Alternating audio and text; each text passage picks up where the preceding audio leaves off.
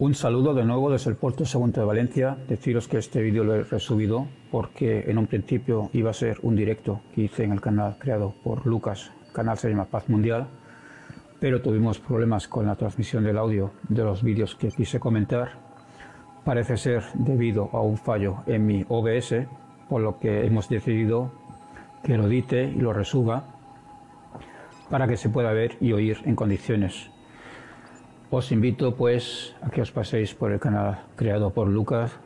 El canal se llama Paz Mundial, donde tiene vídeos interesantes y sobre todo los directos son muy ilustrativos. Antes de nada, recordaros que aquel que aún no se haya suscrito a mi canal lo haga, le deis al botón me gusta y dejéis algún comentario para que los algoritmos de YouTube ofrezcan el contenido de mi canal a otros usuarios. Y sin más, bienvenido de nuevo a una nueva cita con DragonArt 666.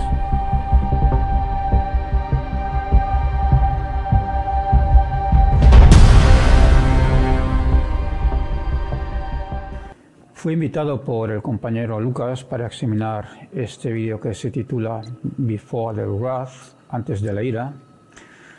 Para quien a estas alturas aún no haya entendido el título, con eso de la ira, se está refiriendo a la ira de Yahvé, el día del juicio. Es una idea bíblica que encontramos en libros proféticos, como por ejemplo en Isaías 13:9, donde el texto dice: «He aquí, el día de Yahvé viene cruel, con furia y ardiente ira, para convertir en desolación la tierra y exterminar de ella a los pecadores». Así que, hermanos ateos pecadores de la pradera, preparaos para lo que se os viene encima. El vídeo que vamos a analizar, o mejor dicho, la conclusión a la que podemos llegar, es que se trata de basura apologética.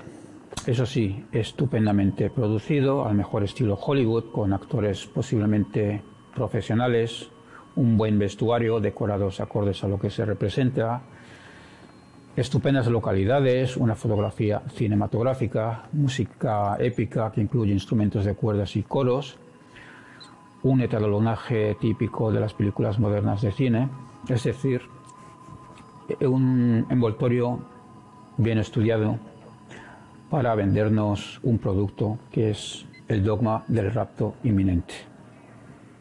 Quizás el único pero que le pudiese poner desde el punto de vista artístico sería lo que es el guión, porque es pura inmundicia, pero es que el tema que trata no da para más como para poder escribir un guión digno de una obra de arte.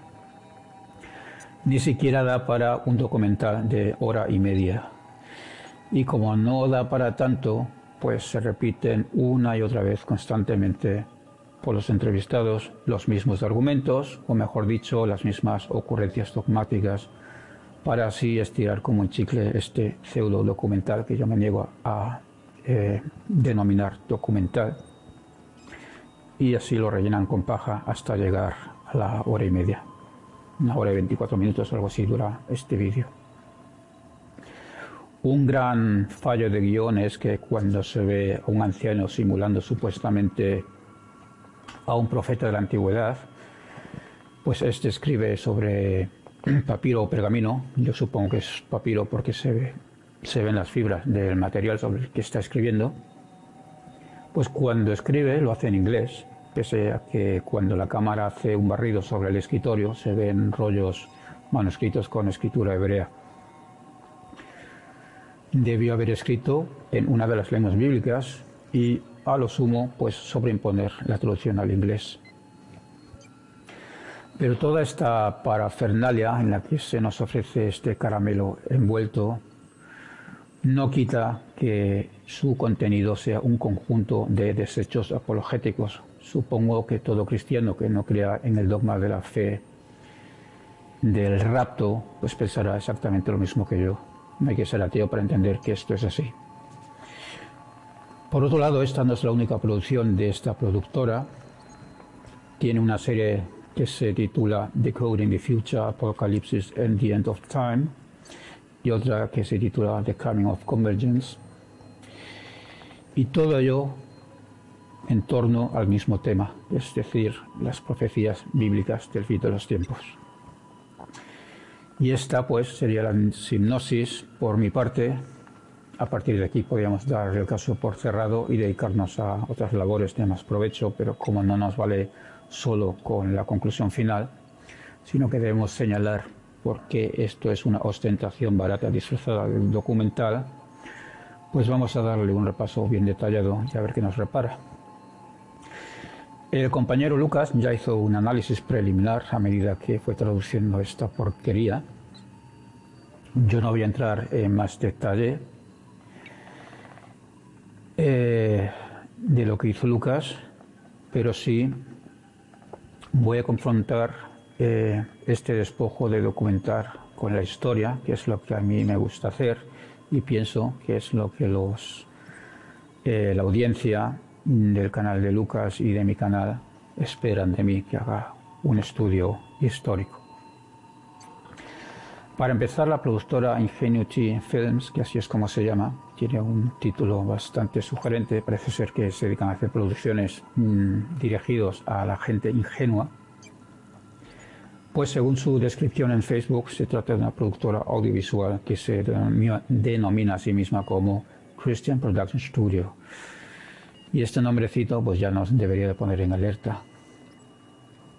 Según esta misma presentación, creen que es su deber humanitario descubrir a los pobres ciegos de espíritu las verdades de las profecías, que de lo normal pues quedan ocultas por todo ese ruido que hay debido a las falsas interpretaciones, opiniones y demás. Pero claro, ellos son los iluminados y ellos tienen la llave, ellos tienen la clave, como no, para abrir todos los ojos. Y deben de hacerlo porque, según ellos, se acercan eventos catastróficos globales, es decir, juegan, como siempre, con el temor de la gente, les advierten de todo el horror que está a punto de ocurrir y luego se presentan a sí mismos y a la secta a la que representan como la salvación, porque solo ellos han sido capaces de desvelar las profecías del fin de los tiempos. Por lo tanto, sincretizando, la misma basura barata de siempre que llevan practicando los cristianos fundamentalistas toda la vida. Esta vez presentado, mejor dicho, bajo un supuesto nuevo envoltorio, una supuesta nueva ocurrencia que ellos llaman descubrimiento, para seguir manteniendo el miedo y la esperanza entre sus fieles. No sea que alguna de sus ovejas empiece a dudar, que quizás esto del fin inminente y con ello el rapto y la vuelta de Jesús nunca se va a cumplir y quizás todo sea un cuento para no dormir. En su página de Facebook, esta productora se presentan como periodistas de investigación, haciendo entrevistas a supuestos reconocidos expertos en diversos campos de investigación. Ya veremos que eso es totalmente falso. Se trata de una tarjeta de visita bastante patética y esto lo veremos más adelante.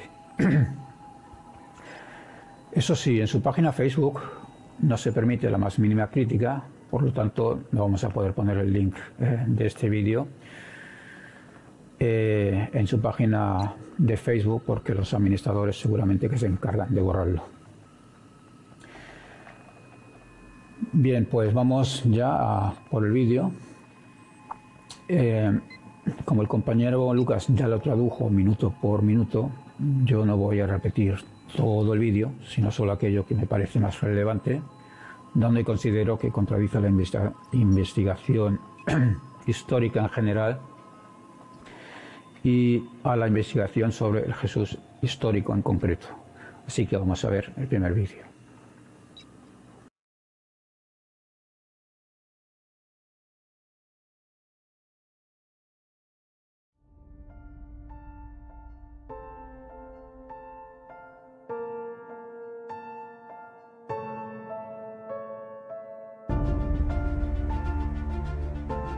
A As Galileans, we witnessed his first miracle.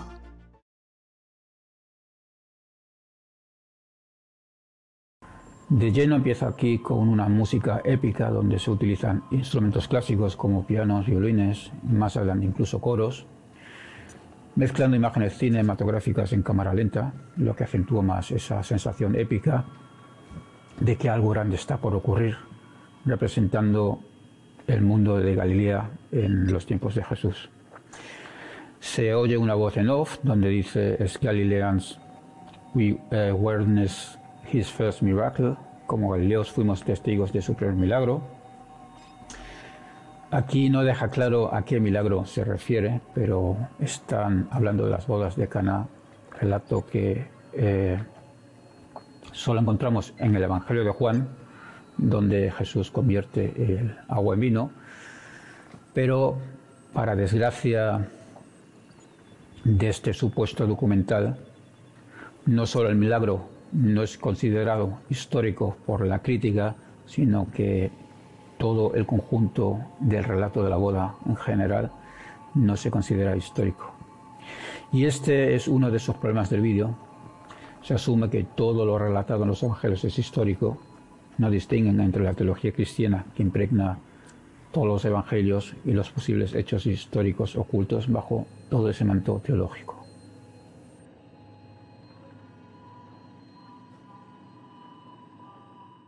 Most people don't believe that Jesus is coming back. What if there was evidence that proves that this is all real? Because there were so many people bringing up little bits and pieces of this. I'm thinking, there's got to be a pattern here.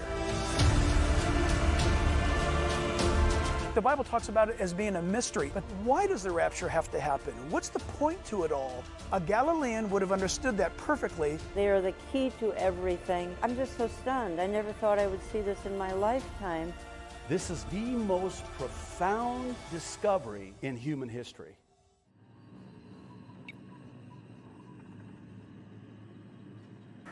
En las imágenes de estilo cinematográfico que recrean una supuesta boda galilea son intercaladas imágenes de estilo videográfico con frases sueltas que irán siendo a lo largo del vídeo entrevistados, que se supone que son los expertos, cada uno de ellos en su campo. La frase "This is the most profound discovery in human history" es la que te hace pensar que esta gente ha hecho el descubrimiento del siglo que hasta ahora nadie había hecho. Ahí te sueltan el regalito sin descubrir su contenido y te van dando pistas poco a poco como miguitas de pan para que los vayas siguiendo, para mantener la tensión. Vamos viendo también imágenes sueltas de la recreación de la supuesta boda galilea que luego se repetirán a lo largo del pseudo documental.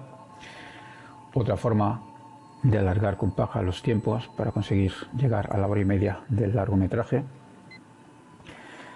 Y aquí hago de nuevo un pequeño spoiler porque no presentan ninguna fuente arqueológica ni histórica de nada.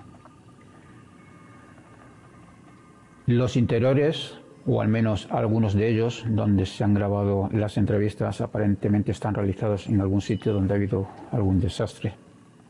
Artísticamente me parece interesante, aunque está claro que hay un mensaje subliminal de que los desastres que han de ocurrir previo a la vuelta de Jesús ya están ocurriendo, por lo tanto la vuelta de Jesús es inminente. También es de valor técnico que se hayan grabado con varios tiros de cámara y recurriendo a los travelings. Son los ingredientes de una grabación de una entrevista televisiva moderna, alejado de la cámara fija sobre un trípode y un único tiro de cámara como se hacía antiguamente.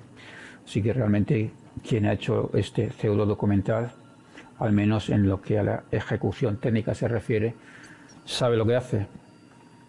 Pues bueno, aquí el problema teológico sectario que se presenta, o el que hay de fondo, es que se ha anunciado tantas veces el fin del mundo y nunca se ha cumplido cuando han dado fechas concretas, y eso se debe a que no se sabe el día exacto ni la hora del regreso de Jesús. Así que como esa secta ha comprendido que eso de señalar una fecha exacta les ha llevado a los cristianos siempre a exponerse al ridículo, pues ahora ya no importa el cuándo exacto, sino el por qué los cristianos deben de estar seguros de que Jesús va a volver. A grandes rasgos argumentan en este vídeo que Jesús hizo un símil entre los acontecimientos de una supuesta boda en Galilea y la relación, o la relación de Jesús con sus discípulos y los acontecimientos que ocurrirían cuando Jesús vuelva.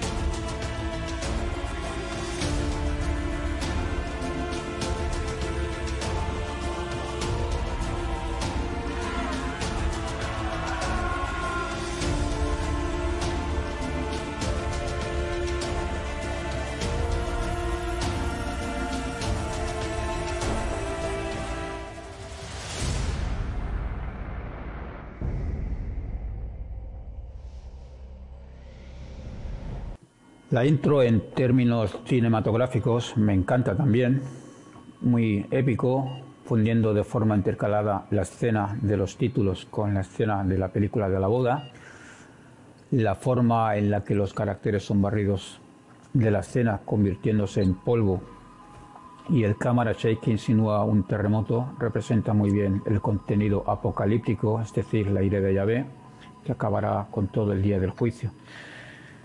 Todo ello, mensajes subliminales del miedo para luego hacerte creer que puedes ser salvado de la destrucción si sigues su doctrina.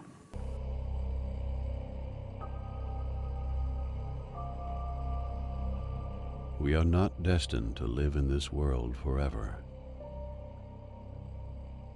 For out of the earth we were taken, as we are nothing more than dust. And to dust we shall return. Though the body must perish, the spirit lives forever.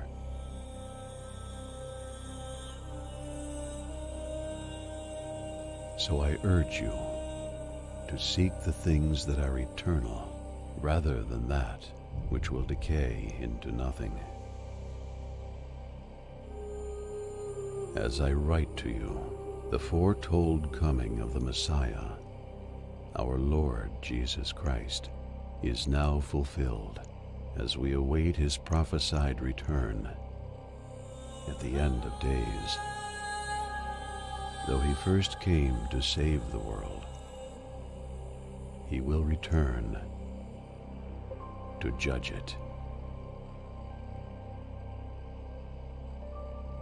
My brothers and sisters in Christ, know that a time of great tribulation approaches, such as has not been seen since the beginning of the world, nor shall there ever be again.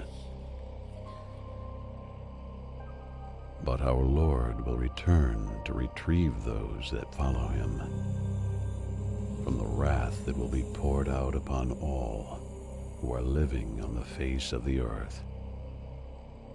A time of worldwide wars, famines, great earthquakes and sickness that will bring an abundance of death.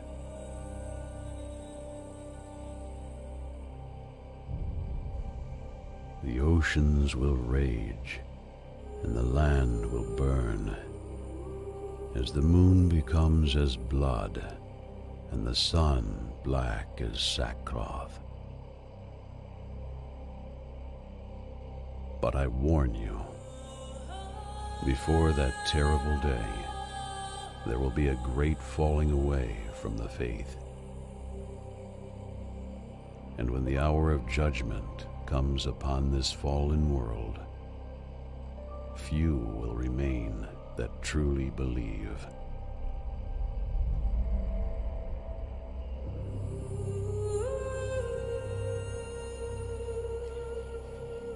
Though the convergence of signs for his return have been revealed to you throughout the Scriptures, there are some mysteries that God proclaims will be sealed until the time of the end. Aquí vemos a este personaje que representa a un profeta o quizás el padre del novio de la boda de Galilea, no lo tengo claro, parece ser que son los mismos actores. Y aquí lo vemos escribiendo en inglés, pese a que los rollos ya escritos están en hebreo. Y escuchamos la voz en off, que parece ser el pensamiento del escriba, haciendo las típicas profecías vagas de siempre, que va a haber guerras en todo el mundo, hambrunas, grandes terremotos, enfermedades, todo traerá muerte exuberante, los océanos se enfurecerán, la tierra arderá, etcétera, etcétera. Aquí me interesan las profecías escatológicas, sobre todo en lo referente a los eventos astronómicos.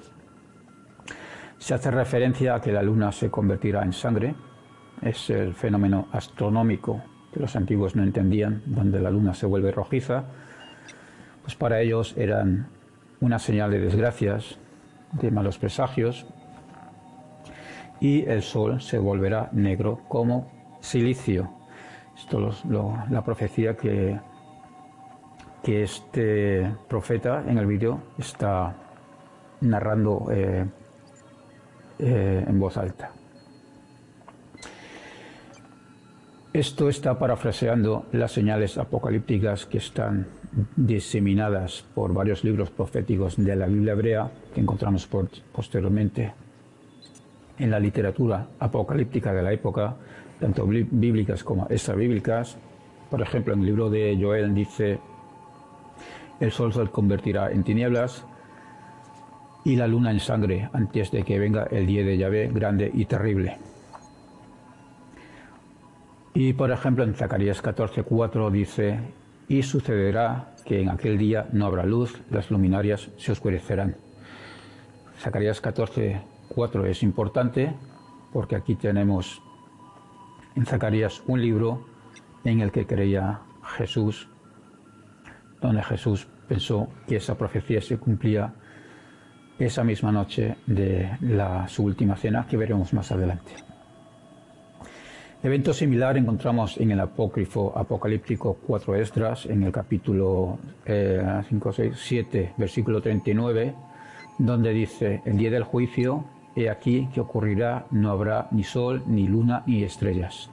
Tenemos, pues, fenómenos astronómicos parecidos en el imaginario de esta gente de lo que ocurriría el día del juicio.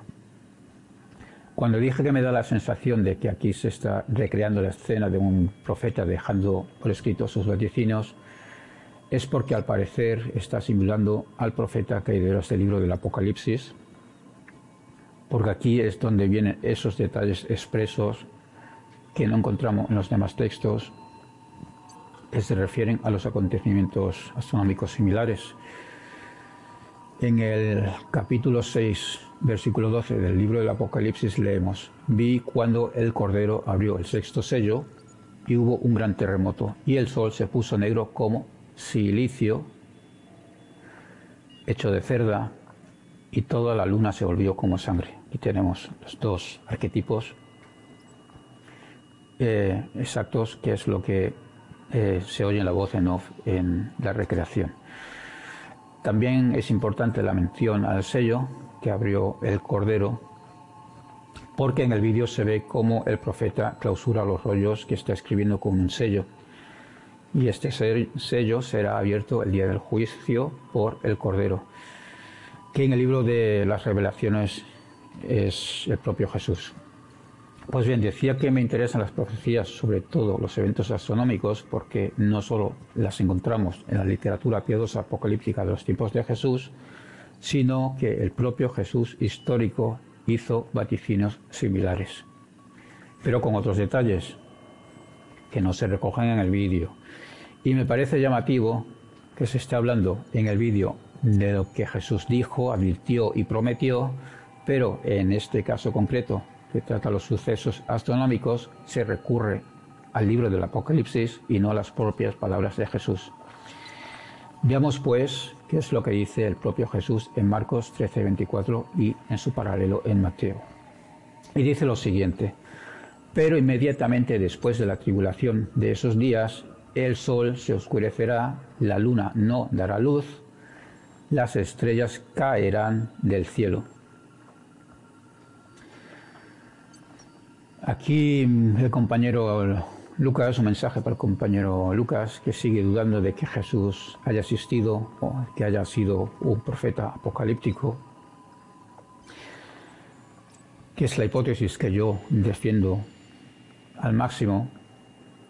Pero si ponemos atención a todo lo que se considera histórico de Jesús, una vez los relatos filtrados por los criterios de historicidad y bien establecidos, los que son los patrones recurrentes, todo ello, el resultado siempre tiene un paralelismo en otros grupos apocalípticos.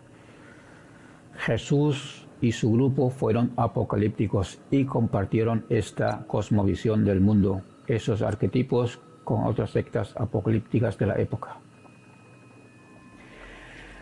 Pero volviendo al documental, no entiendo por qué los responsables del pseudo documental recurren a las profecías del autor del Apocalipsis para describir esos fenómenos astronómicos y no invocan las palabras del propio Jesús. Quizás porque eso de que las estrellas caerán a la tierra demuestra la ignorancia de Jesús de qué es una estrella, donde para Jesús y los judíos de su época eran luminarias que estaban fijadas allá arriba en una de las cúpulas celestes, una cúpula que se extiende como una tienda, tal como se describe poéticamente en el libro de Isaías. Si ese fuese el motivo por el que se ha recurrido a las palabras del profeta del libro del Apocalipsis y no a las palabras de Jesús, por no dejar en ridículo a Jesús, pues siempre les quedará el recurso de que Jesús, cuando habló de estrellas que caerán del cielo, se estaba refiriendo a meteoritos, un fenómeno que falsamente hasta hoy en día llamamos estrellas fugaces. Real hot button, especially among religious people, Christians and what the like. We love predictability. We want to know when he's going to be coming back. The conflict, the disagreement, the contention over the timing of the rapture, and particularly in the last 10 years, it has gone off the chart. You know, instead of saying, my, how they love one another, as they said of the early church, now today of the church, they say, my, how they fight with one another. And recent findings from organizations such as Lifeway Research confirm that the infighting among Christians is deepening. In one of our surveys, we asked when they thought the rapture would occur. The largest group, 36%, believe that the rapture will occur pre-tribulation.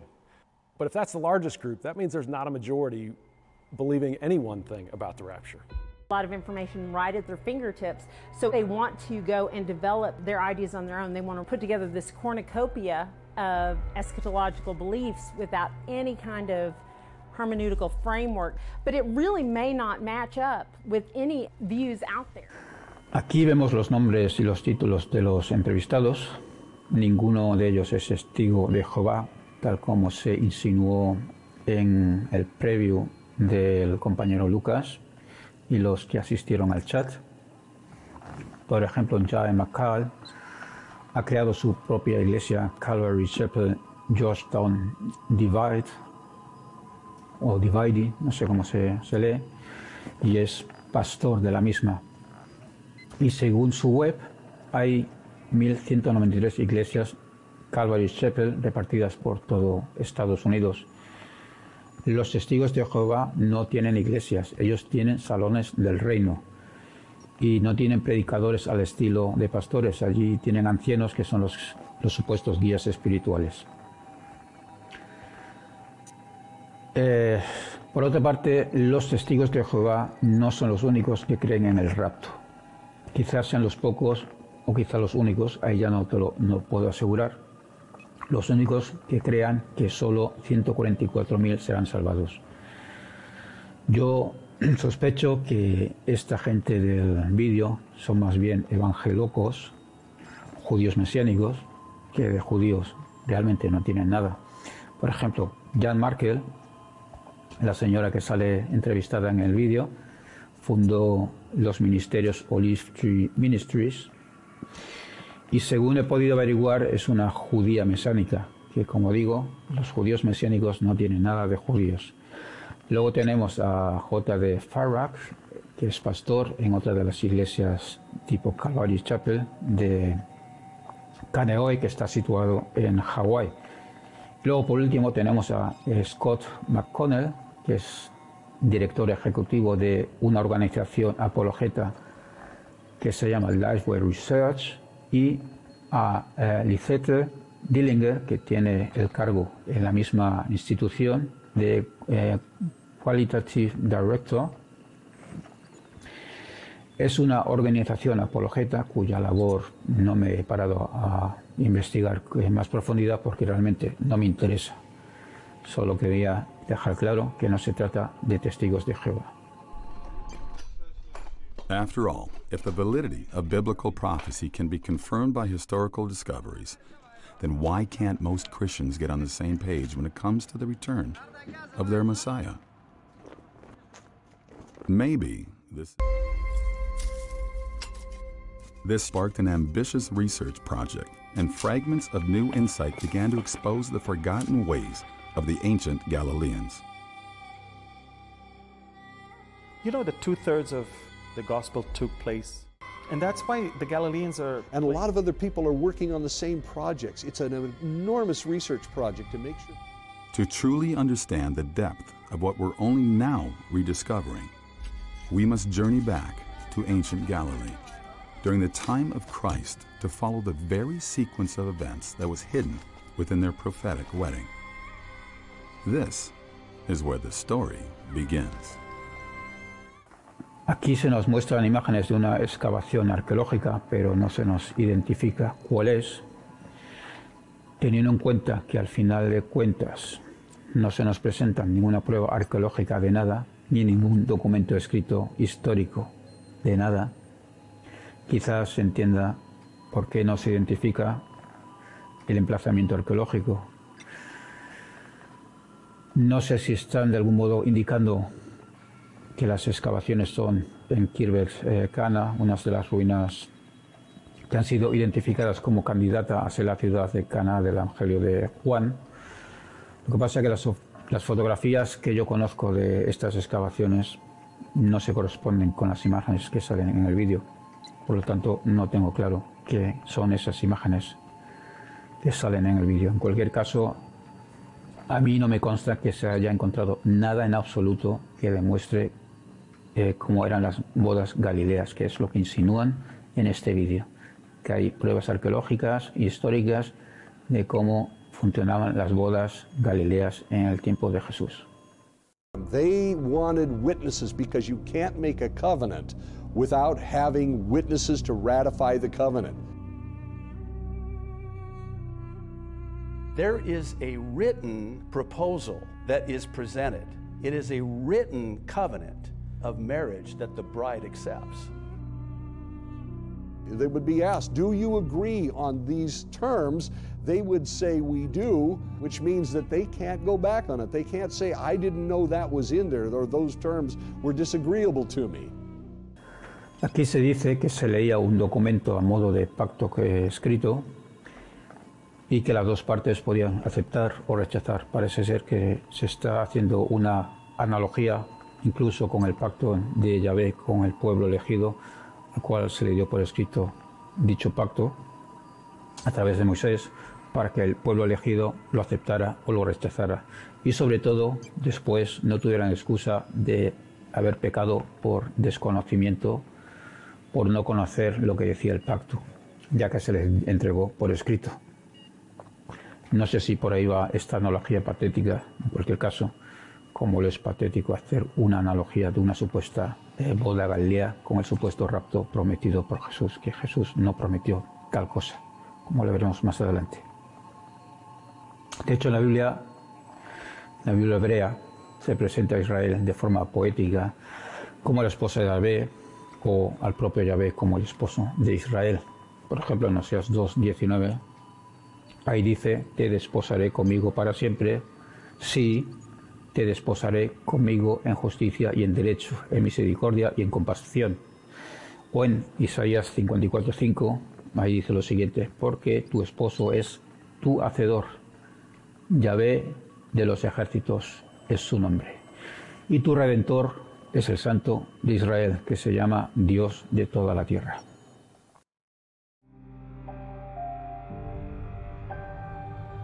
The moment the cup is handed to the bride, she's given all power to stop the wedding by pushing the cup back and rejecting the bridegroom. Contrary to all other wedding customs in the Middle East, the bride in the Galilean wedding possessed the final authority.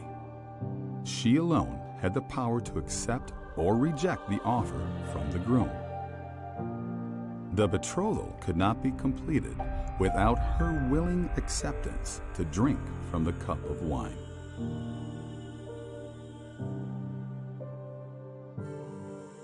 But on this day, during this betrothal, the bride accepts.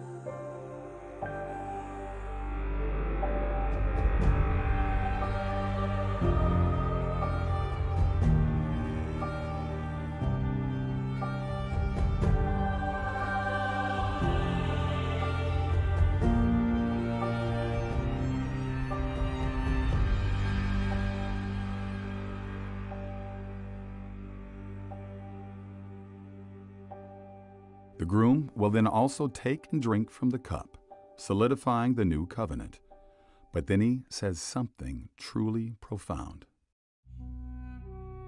And then the bridegroom says publicly, so everyone can hear, you are now consecrated to me by the laws of Moses, and I will not drink of this cup again until I drink it anew with you in my Father's house. But to understand why this phrase is so profound, we must look at another act recorded later in the Scriptures.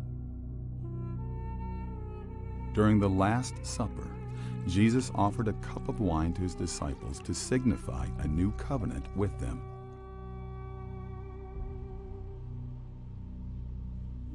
And after his disciples drank from the cup, Jesus then said something similar to what a Galilean would have heard from their own weddings. He said, But I say to you, I will not drink of this fruit of the vine from now on until that day when I drink it new with you in my Father's kingdom. Aquí se pretende hacer una analogía con la última cena de Jesús, donde Jesús crea un nuevo pacto y la novia puede rechazar el cáliz de vino. La analogía concreta es que, al igual que a la novia, una vez ofrecida la copa sellando un nuevo pacto, y a partir de ahí el novio le dice que debe de marcharse para preparar la casa futura que habitarán los dos, también Jesús en la última cena les dijo a los asistentes que no volvería a beber de la copa hasta que estuviesen todos en el reino del Padre.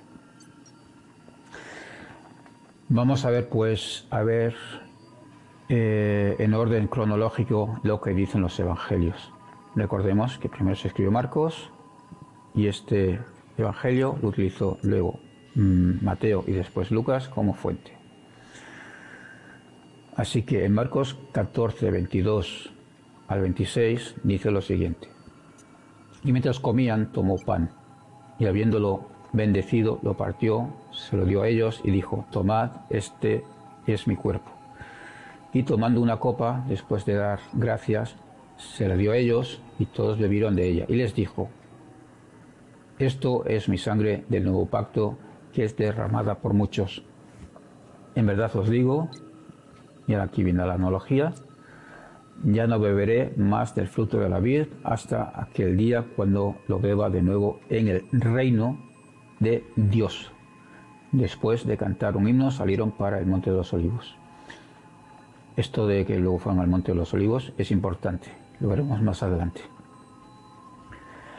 En Mateo 26, capítulo 26 y versículo 26 al 30, dice lo siguiente: mientras comían, Jesús tomó pan y habiéndolo bendecido lo partió y dándoselo a los discípulos dijo: tomad, comed, esto es mi cuerpo. Y tomando una copa y habiendo dado gracias, se lo dio diciendo: bebed todos de ella, porque esto es mi sangre del nuevo pacto, que es derramada por muchos para el perdón de los pecados. Y os digo, y aquí volvemos a tener la analogía, y os digo que desde ahora no beberé más del fruto de la vid hasta aquel día cuando lo beba nuevo con vosotros en el reino de mi Padre. Y después de cantar un himno salieron hacia el Monte de los Olivos. Luego tenemos a Lucas en el capítulo 22, versículo 14 al 20, y allí dice lo siguiente: cuando llegó la hora, se sentó a la mesa y con él los apóstoles, y les dijo: intensamente he deseado comer esta Pascua con vosotros antes de padecer, porque os digo que nunca más volveré a comerla hasta que se cumpla en el reino de Dios. Y habiendo tomado una copa, después de haber dado las gracias, dijo: tomad esto y repartidlo entre vosotros, porque os digo que de ahora en adelante no beberé del fruto de la vid hasta que venga el reino de Dios. Y habiendo tomado el pan, después de hablar, dando las gracias, lo partió y les dijo diciendo: esto es mi cuerpo que por vosotros es dado, haced esto en memoria mía. De la misma manera tomó la copa después de haber cenado diciendo: esta copa es el nuevo pacto en mi sangre, que es derramada por vosotros.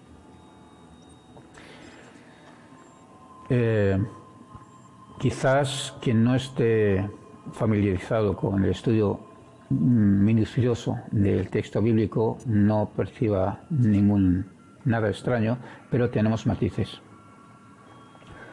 Porque aquí han forzado un poco la analogía poniendo en boca de Jesús que no beberá más del fruto del vino hasta que vuelva a beber nuevo en el reino de mi Padre.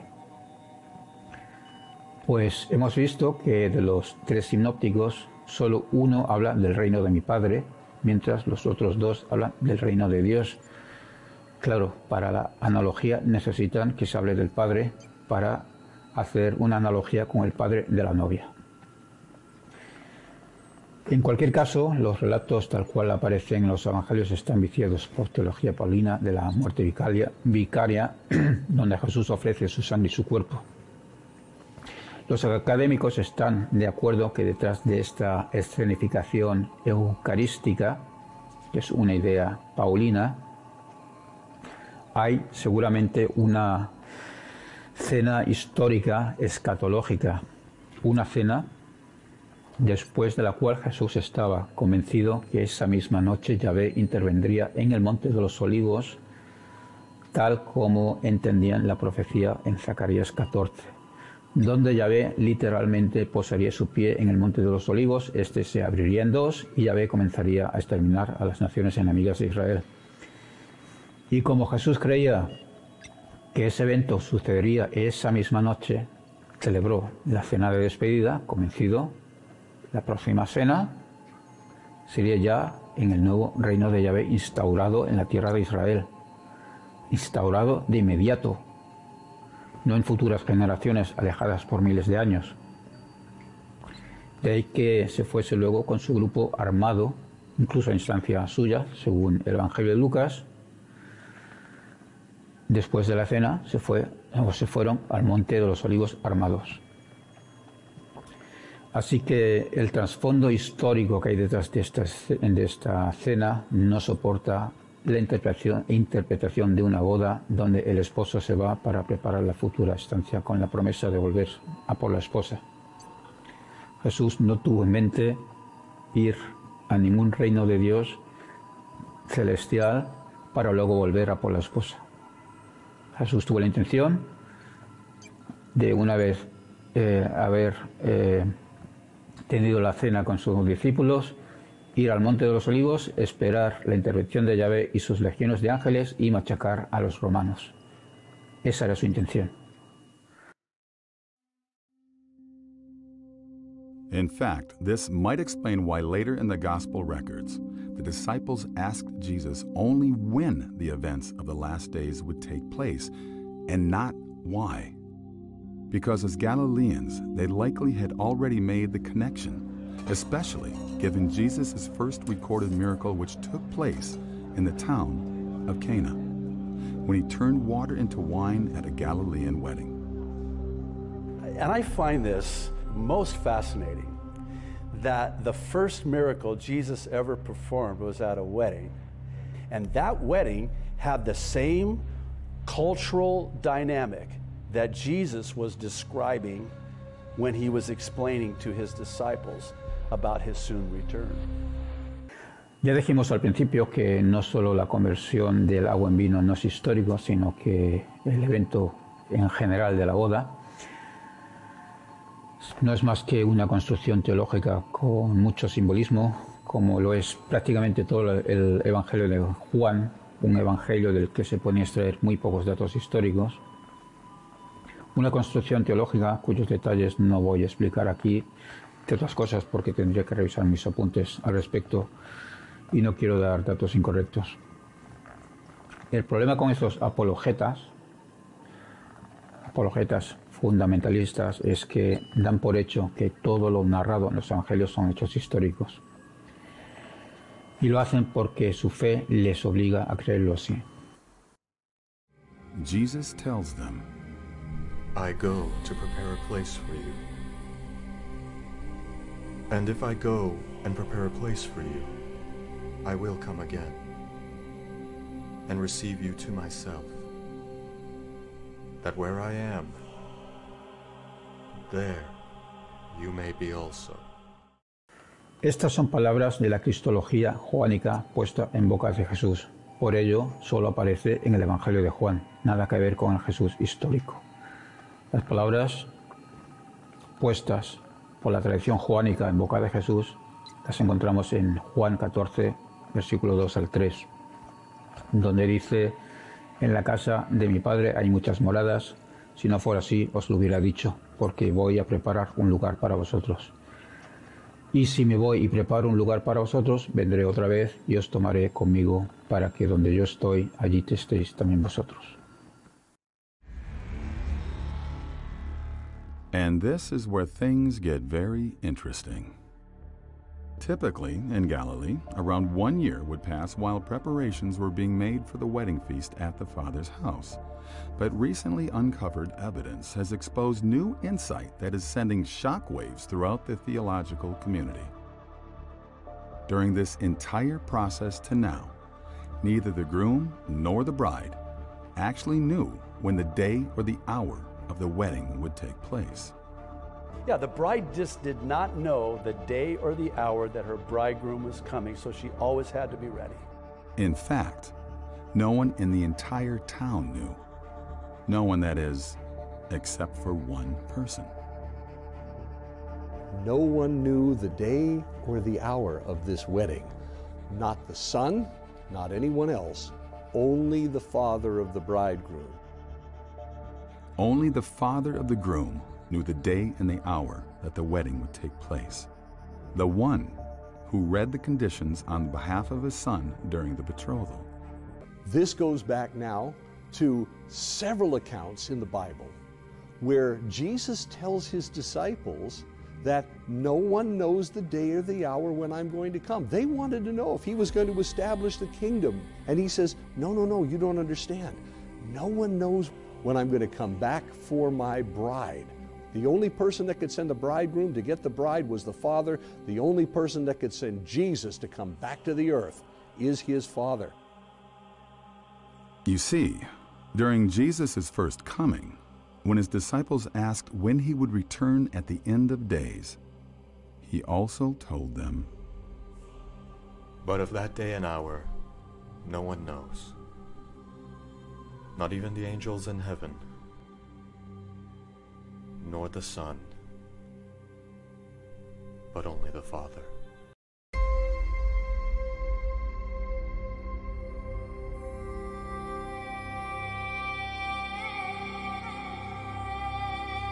Considering these trends, It's not surprising that this is precisely why the Scriptures famously warn that in the last days, Jesus will return as a thief in the night, into a world that is unbelieving and unprepared.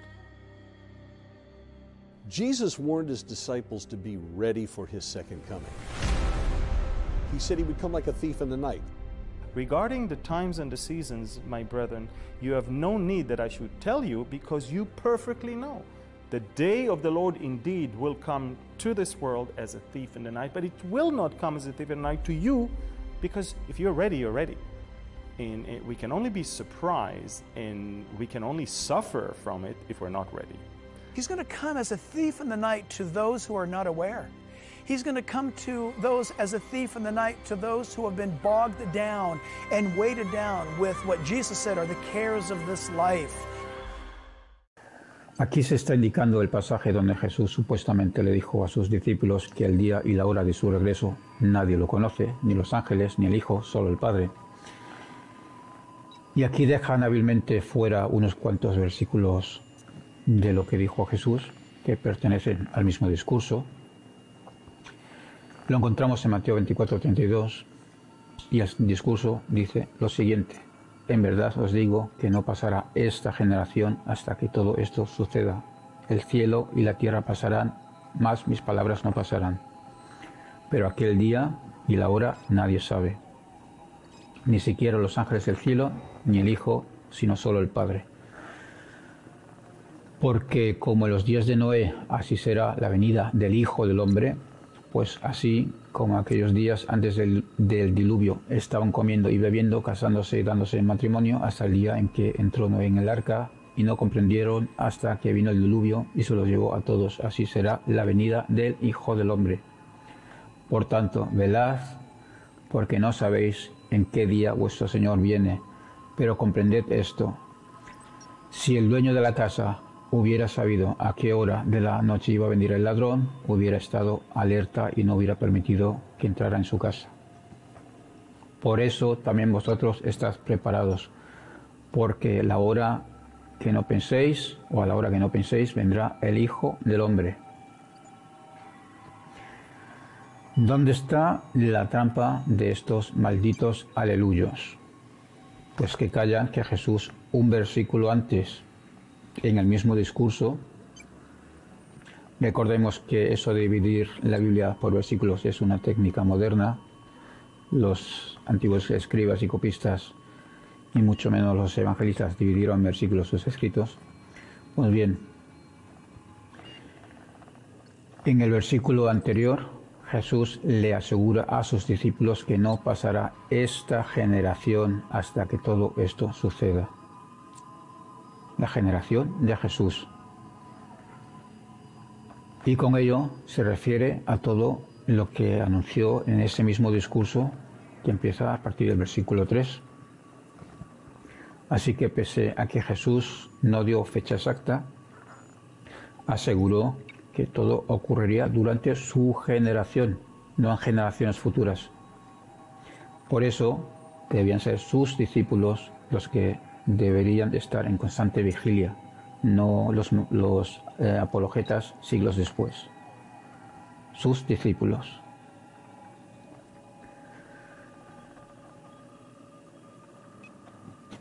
Por la última cena, que fue una cena escatológica, como ya hemos explicado, deducimos que Jesús, esa misma noche de la cena, una cena de despedida, vuelvo a recordar, esperó la intervención divina. Así que al menos el día sí que lo tuvo en mente, pese a que luego se equivocó, porque Yahvé no intervino. Intervino porque Yahvé no existe. Pero bueno, eso es otro asunto. Por otro lado, Jesús no estaba hablando de la llegada de sí mismo, sino del Hijo del Hombre.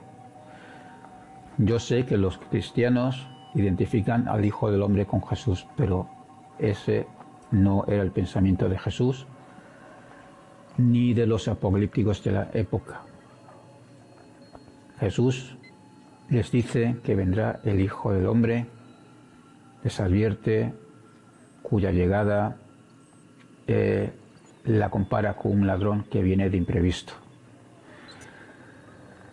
Ya lo he repetido en infinidad de ocasiones. Jesús, como otros apocalípticos de la época, creían en la aparición de una especie de juez cósmico que haría su aparición el día del juicio, y ese pensamiento apocalíptico, recalco, apocalíptico, se debe a un pasaje del libro de Daniel que los apocalípticos interpretaron como si de un personaje se tratase. Me estoy refiriendo al libro de Daniel, capítulo 7. Ya lo indiqué en varios otros directos, pero creo que nunca cité el capítulo de Daniel y quizás haya quien no entienda de lo que estoy hablando. Así que vamos a leer lo que dice el libro de Daniel en el capítulo 7. Libro de Daniel que no lo escribió el profeta Daniel. El profeta Daniel vivió en tiempos del exilio y el libro de Daniel se escribió en tiempos de los macabeos, varios siglos después. Pero asignándoselo al profeta Daniel se le daba más autoridad. Ese es el motivo por el que le llamamos libro de Daniel. Pues bien, en el capítulo 7, este vidente tiene varias visiones que después un ángel le explica qué es lo que simbolizan todas esas cosas que este profeta está viendo en sus delirios místicos, porque de eso se tratan las profecías, de delirios místicos. Y entre otras cosas dice el vidente, una de las visiones que tiene: seguí mirando en las visiones nocturnas y aquí, con las nubes del cielo, venía uno como hijo de hombre, que se dirigió al anciano de días y fue presentado ante él. Y le fue dado dominio, gloria y reino para que todos los pueblos y naciones y lenguas le sirvieran. Su dominio es un dominio eterno que nunca pasará y su reino uno que no será destruido. Esta es la visión que tiene. Entonces luego va y le pregunta a uno de los ángeles que le explique de qué trata esta visión que ha tenido, qué representan todos esos simbolismos, qué representa ese uno como hijo de hombre. Y el relato sigue. Me acerqué a uno de los que estaban allí de pie y le pedí que me dijera la verdad acerca de todo esto, y me respondió dándome a conocer la interpretación de estas cosas. Previamente le explica en qué consisten todas estas bestias que estuvo viendo, que se trata de ciertas naciones. No voy a entrar ahora en detalles, porque aquí nos interesa la figura de ese como hijo de hombre o uno como hijo de hombre. En referencia al hijo de hombre, esta es la explicación que le da el ángel al vidente. Y los 10 cuernos de este reino son 10 reyes que se levantarán, y otro se levantará después de ellos. Él será diferente de los anteriores y subyugará a 3 reyes. Y él proferirá palabras contra el Altísimo y afligirá a los santos del Altísimo e intentará cambiar los tiempos y la ley, y les serán entregados en sus manos por un tiempo, por tiempos y por medio tiempo. Pero el tribunal se sentará para juzgar y su dominio le será quitado, aniquilado y destruido para siempre. Y ahora viene lo interesante. Y la soberanía, el dominio y la grandeza de todos los reinos debajo de todo el cielo serán entregados al pueblo de los santos del Altísimo. Repito, al pueblo de los santos del Altísimo. Su reino será eterno y todos los dominios le servirán y le obedecerán. Daniel, que no fue Daniel, está dando a entender a los lectores en que su visión está simbolizando al pueblo de Israel, que habiendo sido dominado por reinos extranjeros, al final acabará venciendo, y a partir de entonces el reino del pueblo elegido del Altísimo será eterno y dominará sobre todas las demás naciones. Y este es el pasaje que los apocalípticos interpretaron e entendieron como que el profeta Daniel estaba anunciando la llegada de un personaje, uno como hijo de hombre, para hacer de juez el día de la instauración del reino. Por ejemplo, en la literatura enoquina, es decir, los libros de Enoc, la secta que hay detrás de de esta literatura. En esta literatura enoquina, el Hijo del Hombre es identificado con el propio Enoc. El libro de Enoc no lo escribió Enoc. El libro de Enoc se empezó a escribir, si no recuerdo mal, en el siglo III, más o menos antes de la Era Común, y se acabó en el siglo I de la Era Común. Se le fueron añadiendo narraciones y textos. En Qumran, por ejemplo, que es otra secta apocalíptica, recalco siempre lo de apocalíptico porque si entendemos la idea apocalíptica de la época, entendemos a Jesús y a su movimiento. Pues en Qumran tenemos el manuscrito 4Q246. Ese es el número de catalogación que podemos encontrar fácilmente en internet, incluso incluyendo fotografías, y quien sepa hebreo los puede leer fácilmente. Pues este manuscrito hace una especie de midrash muy similar al midrash que encontramos luego en el Evangelio de Lucas, en el relato de la Asunción. En Qumran, el 4Q246 dice lo siguiente: todos le servirán, grande será llamado y será designado su nombre. Será denominado Hijo de Dios y lo llamarán Hijo del Altísimo. Su reino será un reino eterno y todos sus caminos en verdad y en derecho. Aquí los académicos realmente no tienen claro si en Qumran, cuando hacen esta midrash del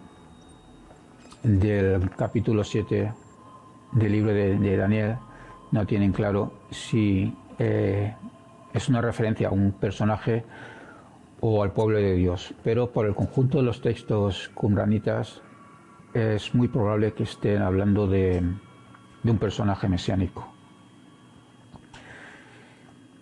Lucas, el evangelista, o la tradición que hay detrás del relato de la Asunción, pues hace un midrash muy parecido como lo hicieron los qumranitas. Lo que pasa es que se lo aplican a Jesús.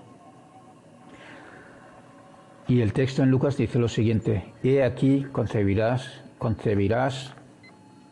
en tu seno y darás a luz un hijo y le pondrás por nombre Jesús. Este será grande y será llamado Hijo del Altísimo.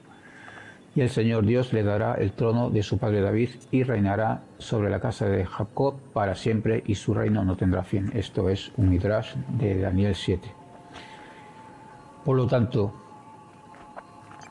no hay paralelismo posible entre la supuesta boda a Galilea y la vuelta de Jesús, porque el que vendrá como ladrón en la noche, en el pensamiento de Jesús y otros apocalípticos, era un juez cósmico identificado por los apocalípticos en el libro de Daniel como el Hijo del Hombre, que nada tenía que ver con Jesús.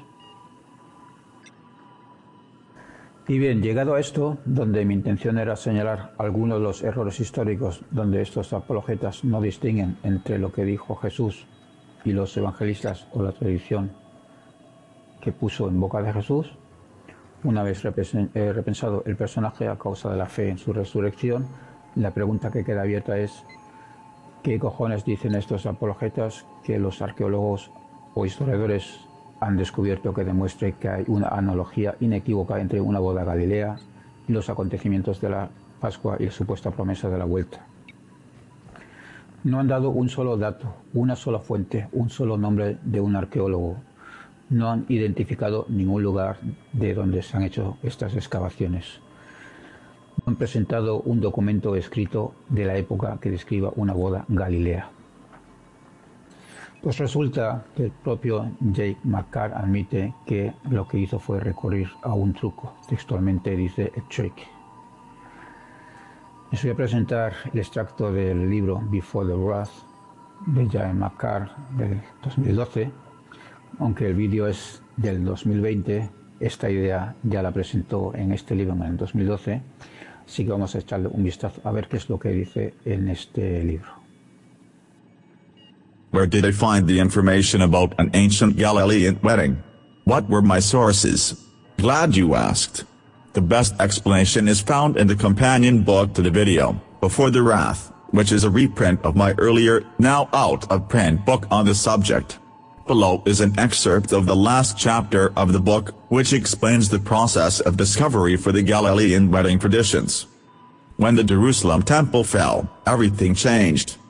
The Jewish people were experts at maintaining religious traditions, but now, far removed from their promised land and with their magnificent temple in ruins, the center of their faith began to fade into memory. For the most traditional people in the world, things started to change. But what were their wedding traditions like before the fall of the temple? This is not an easy question to answer because few historians recorded anything about it. And why would they? Why would they waste valuable space on an expensive scroll recording the petty traditions of farmers and fishermen living in northern Judea? That is why there just isn't much historical information out there. When the temple fell, everything changed, and so did Jewish wedding traditions. And this is really important, because we need to understand what those traditions looked like before that dreadful change. Many of the metaphors Jesus used pointed to a wedding, in particular a Galilean-style wedding. That means understanding what these weddings were like, and what they weren't like, was essential to grasping his message in all its sublime force. The trick was finding out what the Jews added and what was omitted during the centuries of their dispersion. The problem was, almost all of the available information about Galilean weddings was recorded in the New Testament of the Bible. After all, the Gospel writers Matthew, Mark and John were Galileans, and Luke would have interviewed Peter and Mary, at least, who were also from Galilee. I had to look at the bits and pieces of modern and medieval Jewish weddings and set aside everything they added over the centuries of their dispersion. What remained is where I began. So, I put on these new glasses and started looking around. Gradually I began to notice references to the wedding, the bride, the bridegroom and the wife that, in all my years of Bible reading, I had simply read right past. Neither did I address, to any reasonable extent, details related to family honor and a good name or how a ketubah emulated God making the covenant with Abraham or giving Moses the 10 Commandments. Had I done so, it would have produced engrossing but lengthy rabbit trails that led away from central path of the book.